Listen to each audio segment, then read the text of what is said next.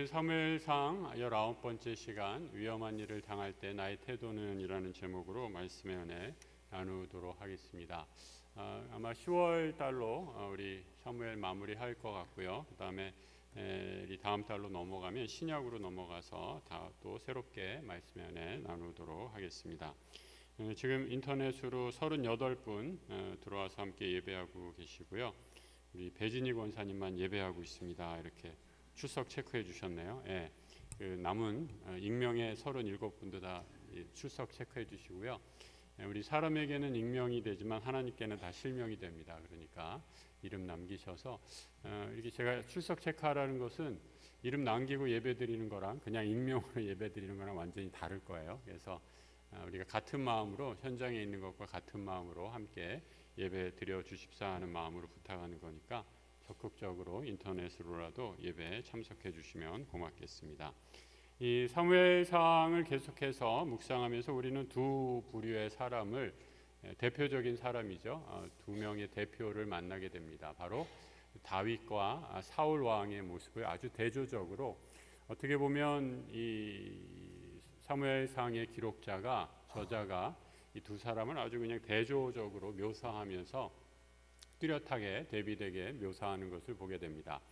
이 다윗은 어린 목동에서 시작해서 점점 시간이 흘러갈수록 하나님께 가까이 가는 인물로 묘사되는 반면에 이 사울 왕은 하나님께 기름 부어 이제 이스라엘의 왕이 된 이후에 점점 하나님으로부터 멀어지는 이 다윗과는 아주 대조적인 인생의 길을 걸어가는 것을 묘사해 줌으로써 이 다윗과 사울 왕이 더 극명하게 사무엘상 전체를 통해서 대비가 되는 것을 보게 됩니다.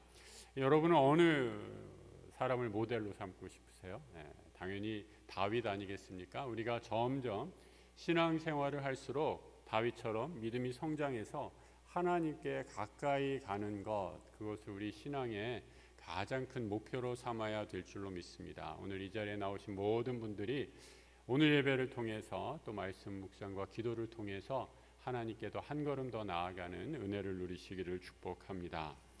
다윗이 여러 차례 사울을 복수할 기회가 있었습니다. 하지만 다윗은 그렇게 하지 않죠. 하늘 여호와께서 사울 왕에게 기름 부으셨기 때문이다라고 이렇게 고백합니다. 그리고 다윗은 더 이상 이 사울 왕이 다스리는 이스라엘에서 살 수가 없었어요. 그래서 다윗이 택한 최선의 방법은 블레셋은 어디예요, 여러분? 이 다윗이 골리앗을 무찔렀던 골리앗이 블레셋의 장수거든요. 그러니까 적국으로 일종의 이제 정치적인 망명을 하는 겁니다. 이 고국에서 받아주지 않으니까 블레셋의 아기스라는 왕이 다스리는 땅으로 다윗이 피하게 되는 것을 보게 됩니다. 이때 벌어진 일을 오늘 본문이 기록해 주고 있죠. 1절에 보면 사무엘상 28장 1절에 보면 블레셋 사람들이 이스라엘과 싸우려고 군대를 모집했다라고 이렇게 얘기합니다. 이러고 나서 아기스 왕이 블레셋의 왕이 다윗에게 이렇게 말하죠. 야, 너 우리와 함께 싸우자라고 이렇게 얘기한 거예요. 여러분 한번 생각해 보세요. 우리가 방금 전에 말씀드린 것처럼 다윗의 고향은 어디예요? 다윗의 고향이 어디예요? 제가 너무 어려운 거 물어봤네요. 이스라엘에서 어디로 왔다고요? 블레셋의 아기스 왕이 다스리는 블레셋 땅으로 왔어요. 근데 아기스 왕이 다시 이스라엘이랑 전쟁을 하자라고 해서 군대를 모았어요. 그리고 나서 다윗에게 블레셋으로 도망친 다윗에게 너 우리와 같이 전쟁에 나가서 이스라엘과 싸우자라고 이렇게 얘기를 하는 거예요. 다윗의 마음이 어땠을까 한번 상상해 보시기 바랍니다. 이 고국을 피해 사울 왕의 이 칼을 피해 도망쳐 왔는데 이곳에서 다시 고국과 적이 되어서 싸우라라는 말을 들은 다윗의 심정이 어땠을까? 그 마음까지는 오늘 성경에 드러나 있지는 않습니다. 그런데 아기스 왕은요, 이 정도로 다윗을 신뢰했던 것 같아요. 너는 틀림없이 아마 아기스 왕도 다윗이 이스라엘에서 사울 왕과 관계가 안 좋다라는 것을 너무나 잘 알고 있었을 거예요. 그래서 너는 이제 내 밑에 들어와서 이스라엘과 싸울 수밖에 없어. 그러니까 너 이제 여기서 새 출발해라고 하면서 아기스 왕 밑에서 충성을 맹세하면서 이스라엘과 싸우라라고 이렇게 얘기를 하고 있는 것입니다. 여러분, 그 사람의 충성을 받기 위해서 아기스 왕이 아주 머리가 좋은 사람이었던 것 같아요. 5절과 6절에 이렇게 이어지는 말씀을 읽는 것을 보게 됩니다. 이 다윗에게 너 이제 도망쳐 나온 나라는 다 잊어버리고 내게 충성하라 라고 하면서 사무엘상 27장 5절과 6절에 이렇게 말해주고 있는 것을 보게 되죠. 우리 같이 한번 읽어볼까요? 다윗이 아기스에게 이르되 바라건대 내가 당신께 은혜를 입었다면 지방 성읍 가운데 한 곳을 내게 주어 내가 살게 하소서. 당신의 종이 어찌 당신과 함께 왕도에 살리까 하니 아기스가 그날에 시글락을 그에게 주었으므로 시글락이 오늘까지 유다 왕에게 속하니라. 다윗이 이스라엘로 도망쳐 나왔을 때는 그야말로 혈혈단신 혼자서 도망쳐 나왔는데 이제 아기스 왕 밑에서 다윗이 이곳에서 얼마나 머물렀나, 이 앞에 27장을 보면 1년 4개월 정도 머물렀던 것 같아요. 물론 그 전에 도망친 시간까지 합치면 더 긴 시간이었습니다. 그 시간 동안에 다윗을 따르는 추종자들이 생겼어요. 그래서 시글락에서 정착할 때 다윗을 따르는 무리들이 무려 600명 가까이 되었다라고 이렇게 말하고 있는 거예요. 혼자서 도망쳤는데 이제 600명의 다스리는 식구들이 있으니까 다윗이 왕에게 나에게 이 사람들을 먹여 살릴 수 있는 땅을 주십시오라고 이렇게 건의를 하고 그 땅을 왕이 허락해서 시글락이라는 땅을 다윗과 그의 무리들에게 주었다라고 이렇게 얘기하는 거죠. 그런데 여러분, 이 600명이 나중에 이제 사울 가문이 몰락하고 사울 왕이 몰락하고 다윗이 이스라엘의 왕이 될 때 나중에 이스라엘의 어쩌면 제2의 건국과 같은 그런 나라의 초석이 되는 인물들이 되는 것을 보게 됩니다. 이 아기스 왕은 다윗을 굉장히 신뢰했던 것 같아요. 오늘 본문 2절에 보면 다윗에게 땅도 주었다, 시글락이라는 땅을 주었다라고 얘기하고 2절에 보니까 어떻게 이야기하고 있냐면 이렇게 얘기를 하고 있어요. 내가 너를 영원히 내 머리 지키는 자로 삼겠다라고 이렇게 말하는 거예요. 여러분, 무슨 말이에요? 아기스 왕이 다윗을 경호 대장으로 삼겠다라는 거예요. 보통 신뢰하지 않으면 임금이 자기 목을 이방인, 다윗은 다른 나라 출신이에요. 그것도 블레셋의 가장 용맹한 장수인 골리앗을 때려 눕힌 적군의 장수인데 다윗을 자신의 경호 대장으로 삼으면서 너 이제 이스라엘들은 너 인생 이제 다시 펼치기 힘들어. 내 밑에 와서 여기서 나에게 충성하라라는 의미로 경호 대장까지 주었다라는 것을 보게 됩니다. 이렇게 다윗은 하나님께서 도망한 상태에서도 계속해서 지키시고 인도하시고 하나님의 주권적인 섭리에 따라 다윗을 한 걸음 한 걸음 이스라엘의 왕으로 삼으시기를 준비하는 것을 보게 됩니다. 그런데 반면에 아까 제가 초두에 말씀드린 것처럼 사울은 점점 더 이 순간에도 하나님으로부터 멀어지는 모습을 보게 됩니다. 사무엘상 전반에 걸쳐서 사울 왕이 세 번에 걸쳐서 대략 한 세 번에 걸쳐서 하나님을 실망케 한 하나님이 다윗을 왕으로 세운 것을 실망하노라라는 말씀을 하실 정도로 하나님이 사울에 대한 기대가 점점 낮아지고 줄어드는 모습을 확인할 수 있는 것이 한 세 번에 걸쳐 나오는 것을 보게 됩니다. 제일 먼저 나오는 것이 사무엘상 14장에 사울 왕이 요나단이 그 블레셋과 싸워서 외국 이방인과 싸워서 이기는 걸 보고 사울 왕이 성급하게 요즘 말로 얘기하면 서원을 하죠. 이 나를 처음으로 맞이하는 사람에게 내가 하나님께 제물로 바친다라는 서원을 하게 돼요. 그 서원이라는 게 뭐냐면 여러분 무슨 그 제물로 바친다는 게 무슨 말이냐면 죽인다는 뜻이에요. 죽인다는 뜻. 근데 처음 사울 왕이 전쟁에서 이기고 돌아온 자, 그 사울 왕과 제일 처음으로 만난 사람이 누구였어요? 그의 아들 요나단이었어요. 그러니까 사울 왕이 자기 아들을 자기 손으로 죽이게 된 거예요.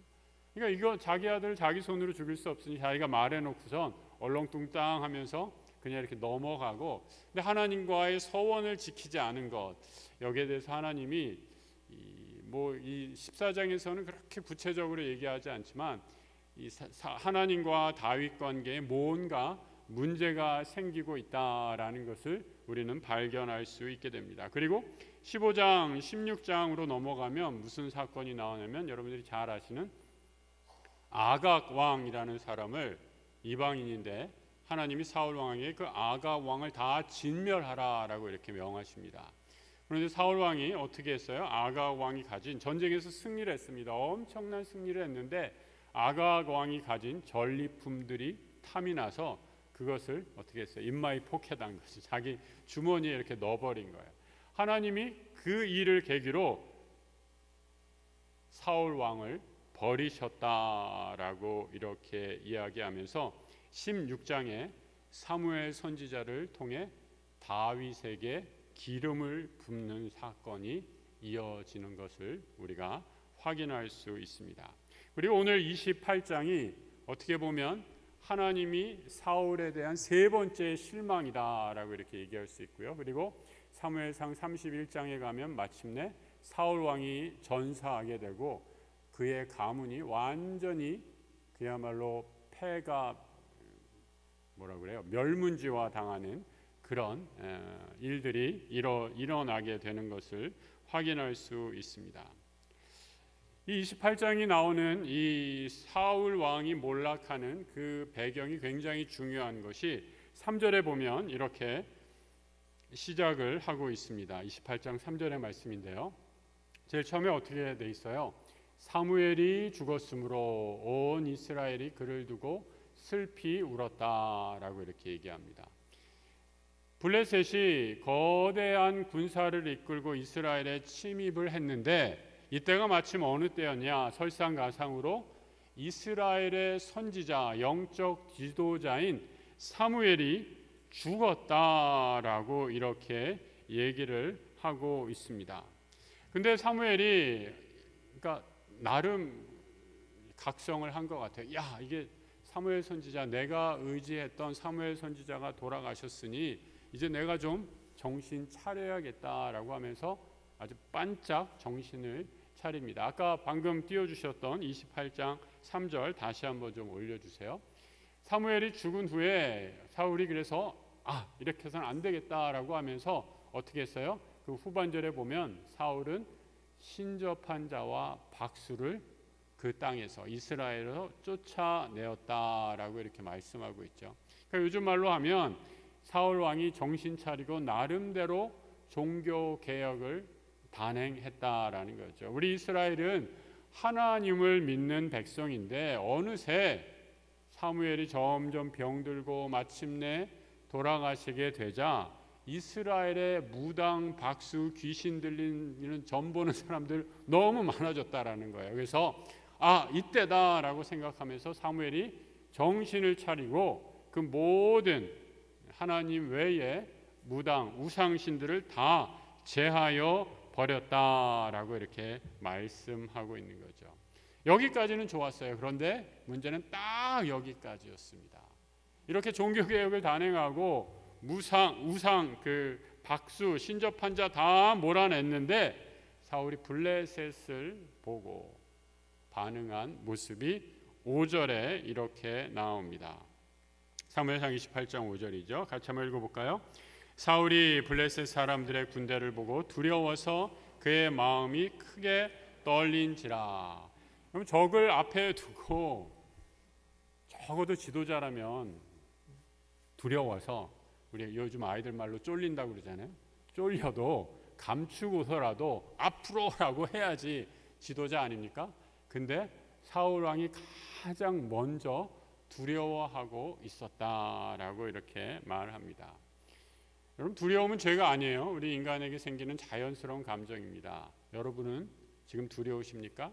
지금 두렵지 않다면 여러분이 두려우셨을 때를 한번 생각해 보세요. 여러분이 두려웠을 때 뭐 미래에 대한 막연한 두려움이 있겠고요. 뭐 이제 곧 시험이 다가오는 학생들은 시험에 대한 두려움이 있겠고요. 젊은 친구들은 앞으로 내 미래에 대한 두려움이 있을 수 있겠고요. 또 나이가 드신 분들, 또 병들 드신 분들은 앞으로 내가 얼마를 살 수 있어, 죽음에 대한 두려움이 있을 수 있습니다. 우리가 여러 가지 다른 형태의 두려움이 얼마든지 있을 수가 있습니다. 그런데 이 두려움에 대해서 사람이 두려워하면 무언가 의지할 대상을 찾을 수밖에 없다라는 거죠. 여러분은 내가 두려울 때 누구를 의지하고 찾으십니까? 아이들이 무서워할 때 제일 찾는 거는 엄마 아빠죠. 우리 아침에 출근할 때 우리 어린이집 아이들, 학부모님들을 엘리베이터에서 많이 만나요. 근데 그러면 이제 요만한 아이들, 얼마나 귀여운지 모르겠어요. 2-3살 아이들이 제가 딱 엘리베이터에 타면 어떻게 해요?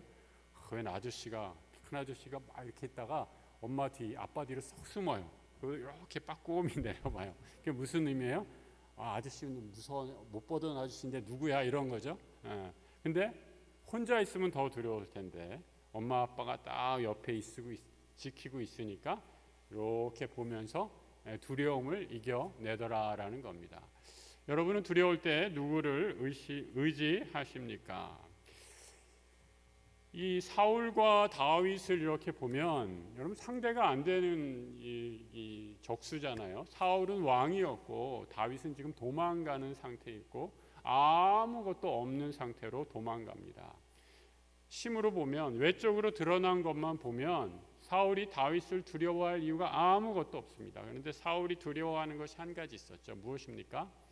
자기가 가진 권세, 자기가 가진 권력, 자신의 왕좌를 빼앗길까 봐 사울 왕은 두려워하고 또 두려워했다라는 거죠. 그는 하나님보다 자신의 왕좌를 더 믿고 의지했기 때문입니다. 그런데 하나님이 사울에게 사무엘 선지자를 통하여 기름 부었다라는 소식을 알게 되니까 두려움에 휩싸여서 다윗을 죽이려고 했다라는 거죠. 그럼 우리가 두려워해야 할 대상을 바로 두려워하는 게 두려움을 이기는 가장 좋은 길입니다. 따라해 보세요. 두려워해야 할 대상을 두려워하자. 우리가 두려워할 대상이 누구십니까? 하나님 한 분이십니다. 예수님이 마태복음 10장 28절에서 이렇게 말씀하시죠. 같이 한번 읽어보겠습니다. 몸은 죽여도 영혼은 능히 죽이지 못하는 자들을 두려워하지 말고 오직 몸과 영혼을 능히 지옥에 멸하실 수 있는 이를 두려워하라. 하나님은 어떤 분이신가? 우리의 영과 육신을 다스리는 절대 권세를 가지신 전능하신 하나님, 이 하나님을 두려워하고 사는 것이 인생의 가장 큰 축복이다라는 거예요. 그러면 세상에 대한 두려움이 없어지는 것을 우리는 고백하고 경험할 수 있게 됩니다. 그런데 사람들이 이것을 자꾸 뒤집고 착각하고 너무 급하다 보니까, 너무 두려움이 크다 보니까 하나님을 잊어버리고 내가 세상에서 의지할 것을 의지하게 되더라라는 겁니다. 사울 왕도 마찬가지였던 것을 보게 됩니다. 세상의 것을 의지하려다가 그는 하나님을 잊어버리고 맙니다. 사울 왕이 하나님을 잊어버리게 되자 하나님을 떠난 것뿐만 아니라 주변의 사람도 떠나게 됩니다. 그에게 가장 어쩌면 충성스러운 신하였던 다윗이라는 사람을 잃게 되죠. 그리고 그의 아들 요나단, 그의 딸 미갈도 떠나가게 됩니다.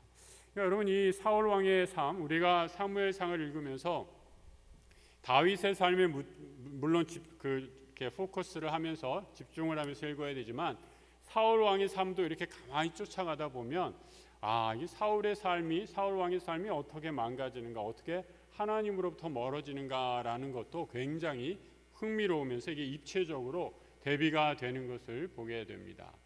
사울 왕의 삶은 하나님과의 관계가 망가지게 되니까 그 주변에 있는 모든 사람들과의 관계가 하나둘씩 도미노처럼 파괴되고 망가지는 것들을 보게 됩니다.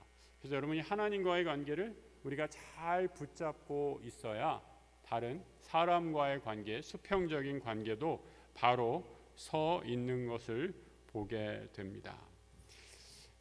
근데 이 사울 왕은 이 높은 자리에 있어서인지는 몰라도 잘 보지를 못했습니다. 듣지를 못했습니다.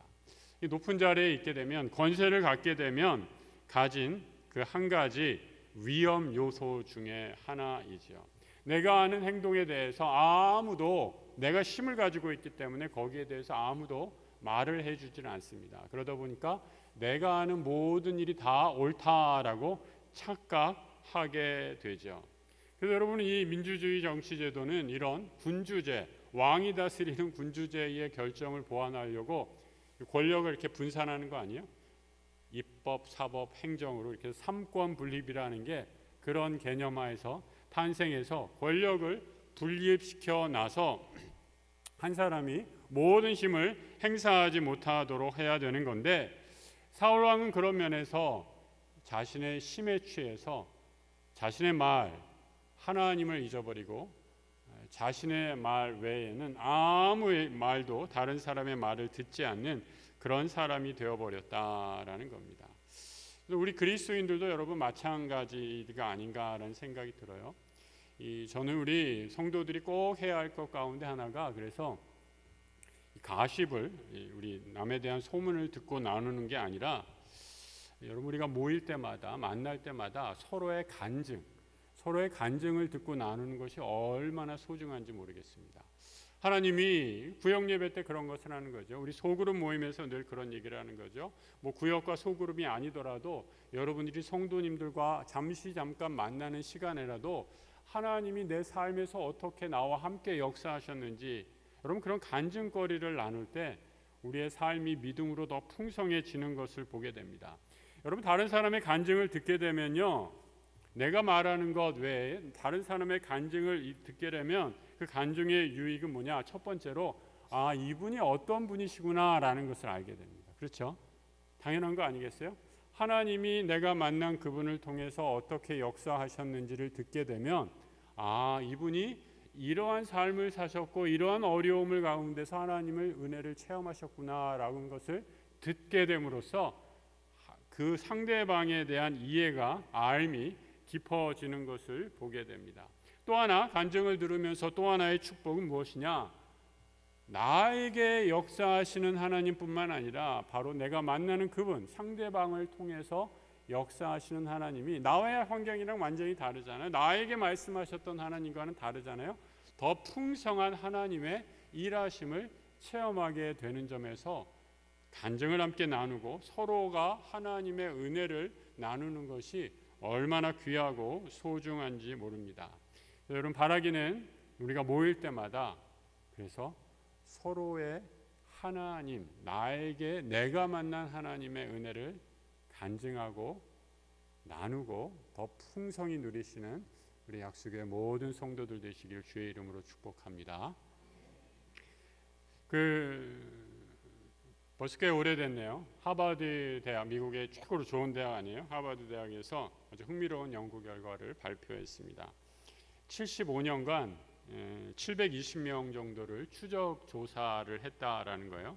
요즘에는 이런 조사하기가 굉장히 힘들어요. 왜요? 인건비가 너무 많이 들어서 돈이 너무 많이 들어서. 근데 이 조사를 어떻게 가능했는가? 이 펀드를 마련해서 계속해서 이런 어려움이 있었지만 결국은 이 조사를 마무리한 것을 발표를 했습니다. 10대부터 노년까지 추적 조사를 통해서 과연 행복이란 무엇인가라는 질문을 가지고 하버드 대학 출신들, 미국에서 최고, 미국뿐만 아니라 전 세계의 탑을 찍고 있는 대학 가운데 하나 아니에요? 최고로 좋은 대학을 나왔다는 사람들의 삶이 어떠했는지 추적 조사를 쭉 했다라는 거예요. 처음에 연구를 시작할 때 한 720명 정도 됐는데 연구를 마무리할 때쯤 되니까 한 60명 정도밖에 남지 않았대요. 거의 다 이제 돌아가신 거예요. 그리고 다 그분들의 나이가 90살이 이제 넘었다라는 겁니다. 그리고 이 분들의 자녀, 손주까지 하면 거의 한 2,000여 명 정도 됐다라는 겁니다. 그런데 이 분들, 이 하버드 졸업생들 출신 중심으로 해서 내린 행복이란 무엇인가라는 질문에 이 연구의 결론은 무엇냐? 세상에서 제일 좋은, 학비 비싼 그 대학 나왔다고 행복이 보장되는 것은 아니었다라는 겁니다. 대학을 졸업할 때 젊은이들은, 그 대학 졸업생들은 결혼을 잘하고요, 뭐 좋은 직장 다니고요, 연봉이 어느 회사 다니면 좋은 행복한 삶이겠지요, 이렇게 기대하고 대학을 졸업했다는 거죠. 하지만 그들이 기대했던 것처럼 삶이 그대로 이루어지지 않은 사람도 상당히 많았습니다. 그 최고의 학부를 나왔지만 삶이 급전직하해가지고 어려운 나락으로 떨어진 사람도 있었나 하면 정말 어렵게 중부하면서 정말 세계적인 유명한 사람으로 성공한 경우도 있었습니다. 그런데 이 연구의 결론은 무엇이냐? 이 사람들이 좋은 대학을 나와서 머리가 좋아서 뭐 여러 가지 업적이 훌륭해서 행복한 삶을 살았다라는 게 결론이 아니라, 이 연구의 결론은 그들의 전공, 학교와 상관없이 이 사람들이 부모, 친구, 이웃들과 어떤 관계를 맺고 살아가느냐에 따라 그 사람의 행복의 질이 결정되더라라는 연구의 결론이었습니다. 친밀한 관계 속에서 여러 사회적인 소셜 네트워크라고 그러잖아요. 이렇게 친밀한 관계 속에서 가정에서 남편과 아내, 자녀들과 또 교회에서 믿음의 식구들과 또 그 사회에서 여러 이웃들과 좋은 관계를 유지하며 사는 사람들은 훨씬 더 건강한 삶을 살았던 반면에 혼자, 일본말로 뭐라고 그래요? 독고살이라고 그러잖아요.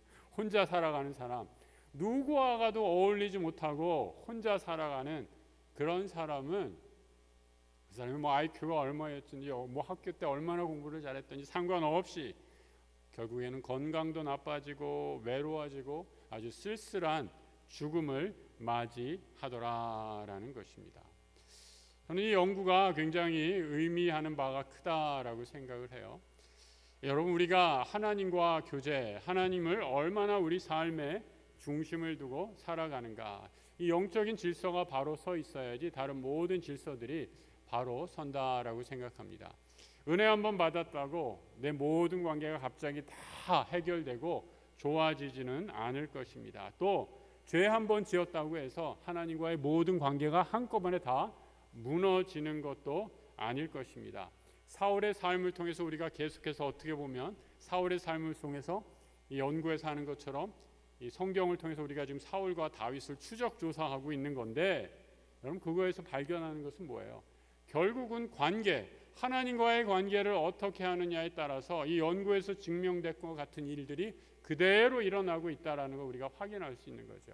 하나님과의 관계가 망가지니 사람과의 관계, 가족 간의 관계가 다 망가져서 결국은 하나님께 버림을 받는 안타까운 처지에 처하게 되더라라는 거죠. 그런데 더 안타까운 것은 그 당사자인 사울 왕, 이 위기를 심각하게 인식하지 못하고 회개할 기회를 놓쳐버리고 그 기회를 계속 실기해 버렸더라라는 것입니다. 오늘 본문 가운데 재미있는 말씀이 나오죠. 사울이 기도해도 아무런 대답을 하지 않는 하나님의 모습, 하나님의 침묵을 경험하게 됩니다. 6절에 이런 말씀이 있죠. 사울이 여호와께 묻자오되, 뭐 이게 쉬운 말로 사울이 기도하되 이런 뜻이죠. 사울이 하나님께 기도했어요. 그런데 하나님께서 꿈으로도 우림으로도 선지자로도 그에게 아무런 대답하지 않으셨다라고 말씀해요. 하나님과의 관계가 완전히 끊어져 버려서, 그러니까 여러분 어떻게 돼요? 사울이 더 큰 두려움에 빠지게 됩니다. 여러분 아까 말씀드렸던 것처럼 우리의 신앙의 대상이 누구인지는 내가 두려워할 때 정말 내가 의지하는 것이 누구인지로 더 명확하게 드러나게 됩니다. 나에게 찾아오는 두려움, 그 두려움이 있을 때 그때 하나님을 의지할 수 있다면 나에게 찾아오는 두려움은 하나님의 의의 도구로 사용될 수 있음을 기억하시기 바랍니다. 그런데 그 두려움이 눌려서 그 두려움에 완전히 납작하게 눌려서 더 세상의 것을 의지하고 더 두려움의 나락으로 깊이 떨어진다면 그 두려움은 참으로 나와 하나님의 관계를 완전히 산산조각 내버리는 아주 위험한 시험거리고 될 수 있음을 보게 됩니다. 오늘 사울이 그런 모습을 보여주죠. 하나님이 아무런 말씀을 하지 않으시고 하나님이 아무런 대답도 하지 않으시자 사울이 한 것 7절입니다. 7절의 말씀, 신접한 여인을 찾으러 가라. 내가 가서 그에게 묻겠다라고 말씀합니다. 여러분, 아까 우리가 확인한 것처럼 앞절 3절에서 뭐라고 얘기하고 있었어요? 사울이 사무엘이 죽자 나름 종교개혁을 단행하고 신접한 사람들 다 물러가, 이제 하나님만 잘 믿을 거야, 이렇게 했는데 두려움에 빠지게 되자 그 쫓아냈던 사람을 다시 불러, 야 너희들 다시 와라. 그러면서 하나님이 대답 안 하니 나에게 좀 대답을 해다오라고 이렇게 얘기하는 것입니다. 그래도 마지막 체면은 있는지 대낮에 사람을 부르지 않고 몰래 밤에 무당 박수를 찾아가죠. 8절을 한번 보세요. 다른 옷을 입고 변장했다. 여러분, 이 왕의 체면이 이게 뭐예요? 정말 오늘따라 왜 이렇게 일본 말이 자꾸 한글이 생각나지 않고 일본 말이 생각나나요?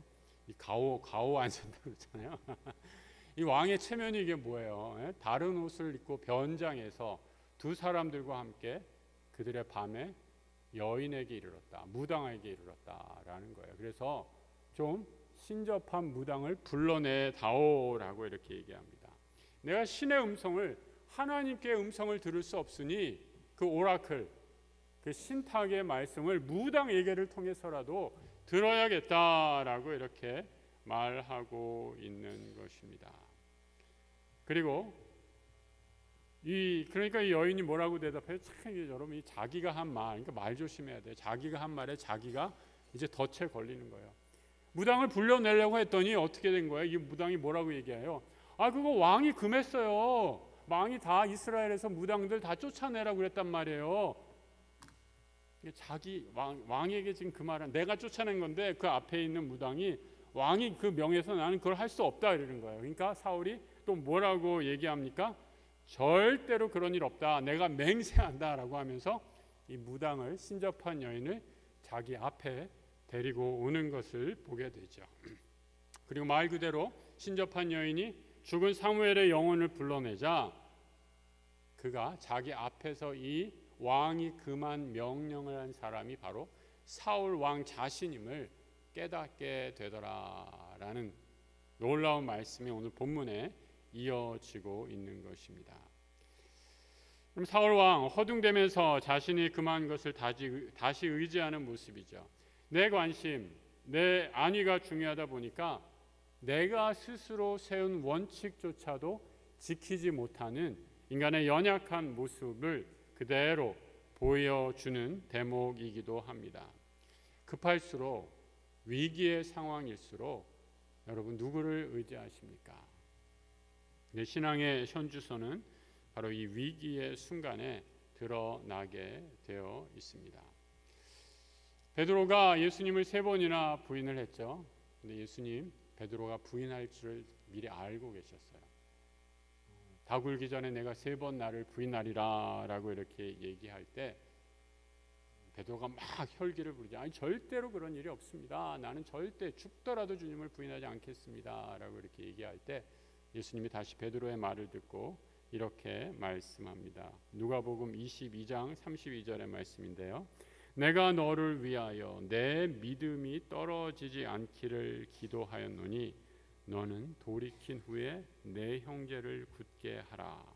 그가 말하되 주여 내가 주와 함께 오게도 죽는 데에도 가기를 각오하였나이다. 베드로는 죽어도 주님을 배신하지 않겠다라고 이렇게 얘기했지만 우리 주님은 난 너의 연약함을 잘 알고 있어. 난 너를 위해 기도한다. 그리고 돌이킨 후에, 여러분 이 말은 무슨 말씀이에요? 네가 나를 부인할 걸 내가 알아. 하지만 다시 일어서라. 다시 기회를 주시는 거죠. 돌이켜라. 그리고 내 형제를 굳게 가라라고 말씀하고 있는 거죠. 언젠가 제가 한번 말씀드린 것 같은데, 그래서 교회 전승에 의하면 베드로는 닭 울 때마다 눈물을 흘렸다라고 해요. 왜요? 자신의 배반이 깊이 떠올라서 부끄러워서 닭 울음소리를 들을 때마다 울어서 교회 전승에 따르면 울보 베드로라는 그런 별명이 붙여졌다고 합니다. 죽은 영혼이 사무엘에게 불려 나와서 하나님의 말씀을 전하게 되지요. 어떻게 하나님의 말씀을 전하시는가? 사무엘은 이미 하나님께서 사울을 떠나셨다라고 말씀합니다. 그리고 그것이 바로 하나님께서 사울 왕의 어떠한 기도에도 응답하시지 않는 이유다라고 말하고 있습니다. 사무엘상 28장 18절 이후의 말씀입니다. 같이 한번 읽어볼까요? 내가 여호와의 목소리를 순종하지 아니하고 그의 진노를 아말렉에게 쏟지 아니하였으므로 여호와께서 오늘 이 일을 내게 행하셨고 여호와께서 이스라엘을 너와 함께 블레셋 사람들의 손에 넘기시리니 내일 너와 내 아들들이 나와 함께 있으리라. 여호와께서 또 이스라엘 군대를 블레셋 사람들의 손에 넘기시리라. 온갖 점점 더 하나님으로부터 멀어지고 악을 행하다가 두려워 떨어서 그때에도 하나님을 온전히 의지하지 못하고 회개하지 못하고 이방의 무당을 불러내서 사무엘의 영혼을 통해 들은 하나님의 말씀은, 그 말씀은 무엇이었는가? 그가 이미 들었던 말과 하나도 다를 바 없는 살아계신 말씀이었습니다. 하나님과의 관계가 다 깨어지자 죽은 영혼에 의지해서 자기 문제를 해결하려고 하는 것이죠. 그럼 눈앞에 벌어진 어려움, 내가 지금 인생을 살면서 맞닥뜨리는 가장 큰 두려움은 무엇입니까? 그때 눈앞에 보이는 두려움에 아이들 표현으로 쫄지 말고 하나님을 의지하는 것, 그것이 바로 믿음이다. 오늘 성경은 우리에게 말씀해 주고 있습니다. 사울은 착각했는지도 모릅니다. 사무엘 선지자만 살아 있었더라면 내가 이 어려움을 겪지 않았을 텐데 라고 하면서 신접한 여인 무당을 통해서 사무엘을 다시 불러 드리고자 하죠. 여러분, 그것도 그가 하나님을 의지하지 않고 사람을 의지했다라는 것의 반증일 뿐이죠. 사울이 처한 진정한 위기는 블레셋이 아니었습니다. 하나님과의 관계가 단절된 것이 그가 처한 가장 심각한 위기였다라는 것입니다. 내가 기대어 있는 것, 내가 의지하는 것, 여러분 그것을 오늘 이 밤에 한번 생각해 보시기 바랍니다. 사울은 권력이 자신을 지탱해 주리라 착각했습니다. 그리고 이방 블레셋이 쳐들어오자 그 모든 것이 다 한꺼번에 무너지는 것 같아 큰 두려움에 빠지게 됩니다. 하나님과 영적 교제, 말씀을 붙잡고 우리의 영혼의 순위를 바로 설정하십시오. 하나님 위에 우리 인생의 집을 짓는 지혜로운 건축자 되십시오. 그래서 우리 삶의 때때로 찾아오는 위급함, 위기, 두려움을 물리치고 믿음의 길, 승리의 길로 나가는 우리 모든 성도들 되시길 우리 주님의 이름으로 축복합니다.